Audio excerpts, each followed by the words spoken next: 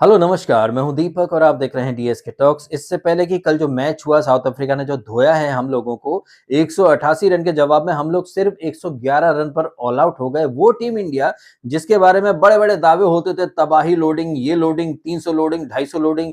अरे भैया 300 250 तो छोड़ो, टी20 का मुकाबला जिसमें कि 120 गेंदें होती हैं, हम लोग 120 गेंदों में 120 रन भी नहीं बना पाए। बड़ी ही बुरी तरह से हम लोगों को हार का सामना करना पड़ा है। और ना सिर्फ हार हुई है बल्कि बहुत ही बेइज्जती और ह्यूमिलिएशन वाली, शर्मिंदगी वाली ये हार है।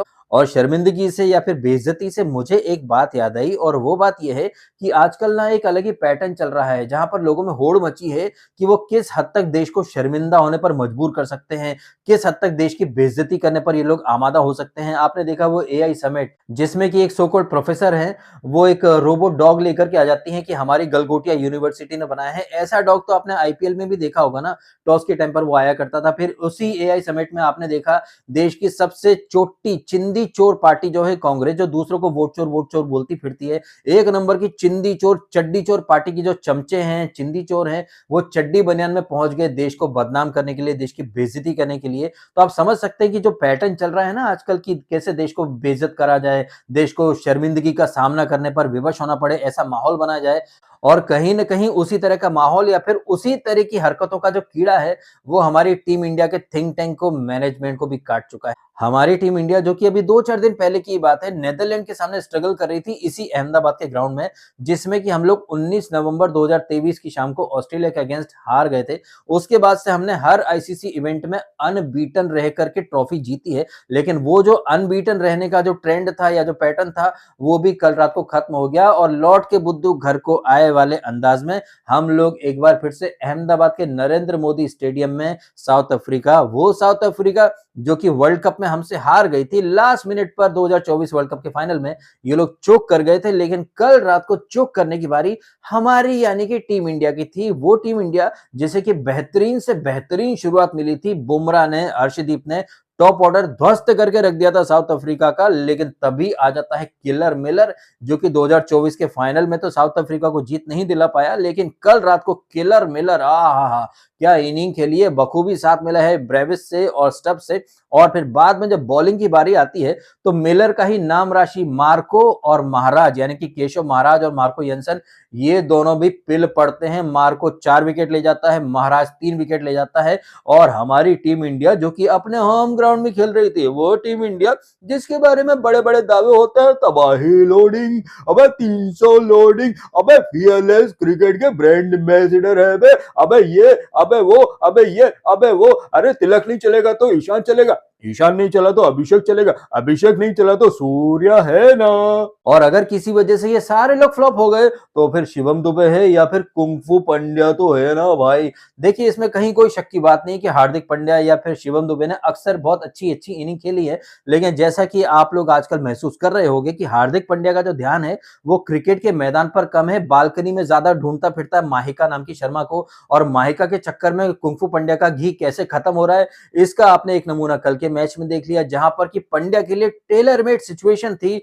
लेकिन क्रिकेट की बॉल पर फोकस करने के बजाय हार्दिक पांड्या का ध्यान तो माहिका की बॉल्स के ऊपर था। इस चक्कर में हार्दिक पांड्या जो है वो कल सरेंडर कर जाता है। हालांकि शिवम दुबे ने थोड़ा सा दम दिखाया है, लेकिन सिर्फ अकेले शिवम दुबे ने ही दम दिखाया है। बाकी आप देखें हमारा बैटिंग ऑर्डर तो भैया यहाँ पर जीरो, यानी कि अंडा देने की जो परंपरा, प्रतिष्ठा और अनुशासन जिसका पालन अभिषेक शर्मा कर रहा था पिछले 3 मैचेस से, कल इस परंपरा का पालन जो है वो ईशान किशन करते हैं। और 4 गेंदों में अंडा देकर के ईशान किशन जो है वो पेविलियन की राह पकड़ लेते हैं। और थोड़ी सी झलकियां हमें अभिषेक शर्मा दिखाता है कि वो फॉर्म में आ रहा है, लेकिन 10-15 रन से ज्यादा उसकी गाड़ी चल नहीं पाती है। उसके बाद तिलक वर्मा जो कि खुद को इंडिया का बाबर आजम साबित करने पर आमादा है, टुक टुक करके इसने श्रीलंका में रन बनाए थे, वो एंकर वाली इनिंग खेली थी, हमने उसे डिफेंड करा था, सपोर्ट करा था, जस्टिफाई करा था। लेकिन जिस तरह से तिलक वर्मा अहमदाबाद के ग्राउंड में पिछले मैच में हगा, और कल तो भाई साहब न पैर चल रहे हैं न कुछ चल रहे हैं, जबरदस्ती में चौका छक्का मारने के चक्कर में आगे बढ़ते हो और आउट हो जाते हो। और आउट होने के साथ-साथ ये बंदा जो है वो रिव्यू को भी खा जाता है। तुझे पता नहीं चला क्या तेरे बैट से एज लगी है, नहीं लगी है? ज़बरदस्ती में रिव्यू भी खा लेता है। उसके बाद सूर्या दादा थोड़ा दम दिखाएँ, इसके पहले ही बैटरी फुस हो जाती है। उसके बाद मार्को यन्सन और केशव महाराज। अब केशव महाराज कौन है? केशव महाराज है लेफ्ट आर्म ऑर्थोडॉक्स स्पिनर और उसी की तरह का स्किल सेट हमारे पास है अक्षर पटेल के रूप में। अक्षर पटेल का तो होम ग्राउंड भी है अहमदाबाद का मैदान, लेकिन इसके बावजूद हमारे जीजी भाई वॉशिंगटन सुंदर से पता नहीं क्यों इतने ऑब्सेस्ड हैं कि वो हर जगह वॉशिंगटन सुंदर को प्रमोट करते फिरते हैं। और जीजी भाई वॉशिंगटन सुंदर से इतने ज्यादा ऑब्सेस्ड हैं कि कल तो भैया बैटिंग ऑर्डर में भी उसको प्रमोट कर दिया। और ये कोई पहली बार नहीं है जब जीजी भाई ने बाकी के बल्लेबाजों को इग्नोर करके वॉशिंगटन सुंदर को प्रमोट करा हो। आई थिंक अगर आपको याद हो ना तो 2025 दिसंबर में साउथ अफ्रीका जब हमें कोलकाता टेस्ट में पेल रही थी, जहां पर हम लोग 120 भी चेज नहीं कर पाए थे, उस टेस्ट मैच की दोनों इनिंग्स में नंबर 3 पर वॉशिंगटन सुंदर को भेजा था जीजी भाई ने। आगे क्या हुआ था ये तो आपको पता ही है और वही गलती जो है वो आपने कल के मैच में फिर से देख ली। कल रात के मैच में वो पिच, वो कंडीशन जिनमें कि साउथ अफ्रीका का slow left arm Orthodox spinner यानी कि केशव महाराज 3 विकेट निकाल करके ले जाता है, उसी पिच पर हमारा slow left arm Orthodox spinner अक्षर पटेल खेलता नहीं है, उसकी जगह वॉशिंगटन सुंदर को लाया जाता है।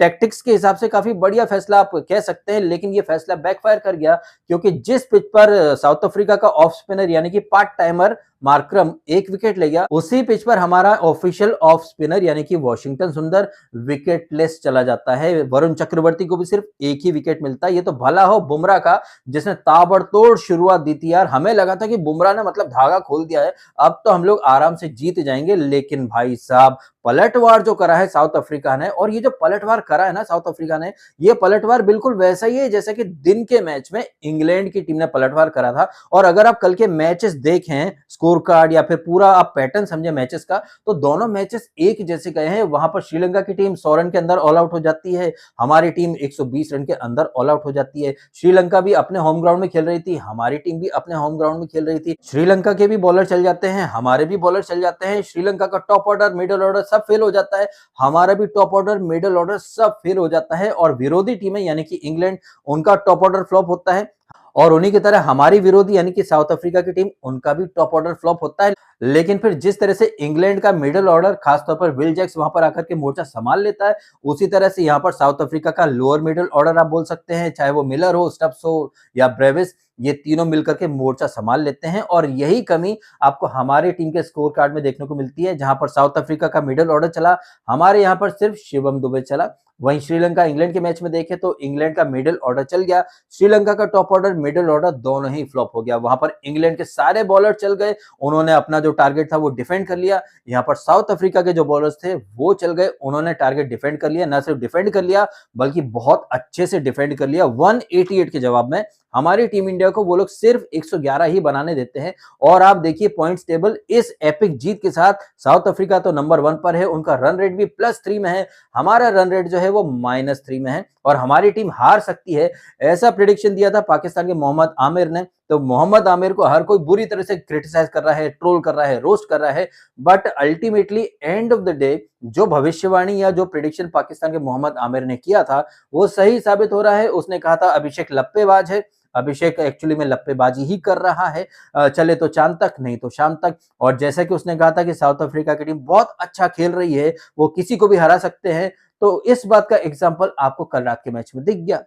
और ऐसा बिल्कुल भी नहीं है कि ये जो हार हमें मिली है ये कहीं से कहीं तक अनएक्सपेक्टेड हो। इनफैक्ट अपना जो पिछला वीडियो मैंने डाला था, जहां पर मैंने थंबनेल में भी डाला था कि अभिषेक, क्रिकेट के अंदर सिंगल डबल नाम की भी चीज होती है, ऐसा मैंने थंबनेल डाला था। फिर वीडियो में ये भी बोला था कि नीदरलैंड के सामने हम लोग स्ट्रगल कर रहे हैं, अमेरिका के सामने स्ट्रगल कर रहे हैं, तो क्या होगा जब साउथ अफ्रीका या फिर वेस्ट इंडीज की टीमें पूरा होमवर्क करके आएंगी, तो कहीं हम सरेंडर ना कर जाए। वो डर जो है वो कल रात के मैच में सही साबित हो गया, क्योंकि साउथ अफ्रीका की टीम पूरा होमवर्क करके आई थी। उन्हें अच्छे से पता था कि हमारी जो टीम इंडिया है इसमें ऊपर से लेकर नीचे तक लेफ्टी लेफ्टी लेफ्टी ही भर रखे हैं इसने, गौतम गंभीर ने, और इतने सारे लेफ्टीज को खिलाने का जो खामियाजा है वो कैसे भुगता जाता है, ये कल रात के मैच में जो है वो देखने को मिल गया। हालाँकि ये जो कुछ हुआ है, इससे हम लोग भले ही दुखी हों, लेकिन 2 प्राणी हैं यानी कि गुल्लू बॉय और संजू सैमसन, वो कहीं न कहीं पार्टी कर रहे होंगे, जश्न मना रहे होंगे कि आ गया स्वाद, मिल गया तुमको मज़ा। हम लोगों को बाहर बिठा करके, हम लोग जैसे भी थे, थोड़े बहुत टुक-टुक करके टिकने का मादा तो रखते थे, लेकिन आप तो देख लीजिए,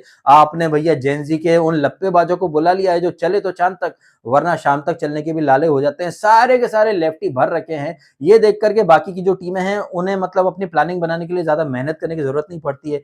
एक ऑफ स्पिनर लगा दो, उसके बाद हमारे जो बैट्समैन है वो तो अपने आप विकेट थ्रो कर ही देते हैं। और कैसे करते हैं, ये आपने देख लिया। पहले अभिषेक, फिर कल ईशान किशन और फिर बाद में मार्को येन्सन और केशव महाराज ने जो धागा खोला है, वो तो काबिले तारीफ है। ये देख करके कहीं न कहीं गंभीर भाई अपना मत्था पीट रहे होंगे कि क्या सोच करके अक्षर पटेल को बाहर हमने बिठा दिया। अक्षर पटेल होता तो मैं ये नहीं कह रहा कि हम लोग जीत जाते, एटलीस्ट वो वॉशिंगटन सुंदर से बेहतरीन परफॉर्मेंस ही देता, क्योंकि वॉशिंगटन सुंदर 10 में से किसी एक मैच में चलता है और अक्षर पटेल 10 में से किसी एक मैच में ही फ्लॉप होता है। ये फर्क है अक्षर और वॉशिंगटन सुंदर के बीच में। लेकिन जैसे कि मैंने ऑलरेडी कहा कि जीजी भाई बहुत ज्यादा ऑब्सेस्ड हैं वॉशिंगटन सुंदर से। जिस तरह से उसे प्रमोशन मिलता है बैटिंग ऑर्डर में, वो दिन दूर नहीं जब अभिषेक को बाहर बिठा करके क्या पता ये सुंदर से ओपनिंग करवा दें। जीजी भाई कैन डू एनीथिंग। उनकी लेबोरेटरी में अजीबो-गरीब एक्सपेरिमेंट चलते फिरते हैं। ये सारे एक्सपेरिमेंट जो हैं वो बैकफायर करते हैं और सुपर 8 में आकर के पहले ही मैच में हम लोग औंधे मुंह गिर गए हैं। तो भैया यहाँ से हमारी डगर काफी मुश्किल हो सकती है, क्योंकि साउथ अफ्रीका एक मैच जीतेगी, वो सेमीफाइनल में पहुंच जाएगी। और वेस्ट इंडीज जो कि आज रात को भिड़ने वाली है जिम्बाब्वे से, अगर वेस्ट इंडीज जीत गई तो वेस्ट इंडीज और साउथ अफ्रीका इन दोनों के चांसेस बढ़ जाएंगे, क्योंकि उन्हें फिर एक एक मैच ही जीतना पड़ेगा। और हमारे जो फिर मैचेस हैं वो वेस्ट इंडीज और जिम्बाब्वे से हैं। हम लोग हो सकता है कि जिम्बाब्वे को हरा दे। और ये जो काली आंधी वाली टीम है ना, ये भी भैया पूरे शबाब पर खेल रही है। और उनकी टीम में भी एक ऑफ स्पिनर है रोस्टन चेज नाम से, जो कि पावर प्ले में अभिषेक, ईशान या तिलक के सामने आएगा ही आएगा। सो इट्स हाई टाइम कि जीजे भाई अपनी जिद को छोड़ दें कि टीम में लेफ्टी लेफ्टी लेफ्टी खिलाने हैं। भाई राइटीज को लेकर क्या, और राइटी लेफ्टी चले तो समझ में भी आता है, लेकिन नहीं भाई, राइटी लेफ्टी का कॉम्बिनेशन लाने के बजाय यहाँ तो लेफ्टी लेफ्टी लाए जा रहे हैं। लेफ्टी लेफ्टी आप लेकर के आ रहे हो तो बॉलर को भी अपनी लाइन लेंथ बदलने की जरूरत नहीं पड़ती, उसका काम थोड़ा आसान हो जाता है। इतना सा बेसिक क्रिकेटिंग सेंस अगर जीजी भाई में नहीं है तो फिर क्या ही बोला जा सकता है। चलिए, मैंने तो अपनी बातें कर दी हैं, आप बताइएगा। कल जिस तरह से 2 मैचेस हुए, दोनों ही एक जैसे हुए, जहां पर की जो टीम बाद में बॉलिंग करती है वो लोग टारगेट डिफेंड कर लेते हैं। श्रीलंका की टीम हार गई, हमारी टीम भी उसी अंदाज में हार गई, लेकिन इसे कोई भी स्क्रिप्ट नहीं बोलेगा, ये तो महज एक इत्तेफाक था। बट पता नहीं क्यों इस तरह की चीजें जब सामने आती हैं तो मेरा दिमाग ऑटोमेटिकली इनमें इत्तेफाक की जगह कोई प्लानिंग या स्क्रिप्ट ढूंढने की कोशिश में लग जाता है। हो सकता है कि शायद ये मेरा वर्क प्रोफाइल ऐसा है टेक महिंद्रा में, जिसकी वजह से मैं चीजों को अलग तरीके से ढूंढने या फिर देखने पर विवश हो जाता हूं। या फिर एक कारण ये भी हो सकता है कि अक्षय कुमार की फिल्म अजनबी, जिसमें अक्षय कुमार का डायलॉग था ना कि nothing is coincidence, everything is planned, हर चीज प्लान होती है, इत्तेफाकन कुछ नहीं होता। तो क्या पता भाई साहब जय शाह ने कोई ऐसी स्क्रिप्ट लिखी हो कि भाई वर्ल्ड कप का सुपर 8 का जो माहौल है वो एकदम जबरदस्त तरीके से, मतलब ब्लॉकबस्टर अंदाज में चालू हो, जहां पर वो टीमें जिन्हें की होम एडवांटेज मिल रहा है, जो कि जबरदस्त तरीके से जीतने के प्रबल दावेदार हैं, वो टीम हार जाए, और वो टीमें जो कि ऐसी कंडीशन से वाकिफ नहीं है वो टीम जीत जाए। तो भाई इससे बेहतरीन ब्लॉकबस्टर शुरुआत तो हो ही नहीं सकती सुपर 8 की। ये मेरा मानना है भाई साहब, आपका क्या मानना है? जो भी है मानना, कमेंट करके शेयर अवश्य कीजिएगा आपके ओपिनियन। वीडियो अच्छा लगा है तो वीडियो को लाइक अवश्य करें और करें चैनल को सब्सक्राइब यदि आपने नहीं किया है। तो मिलते हैं आपसे अगले वीडियो में। आपने समय निकाला, वीडियो देखा, आपका बहुत बहुत धन्यवाद। Thank you so much.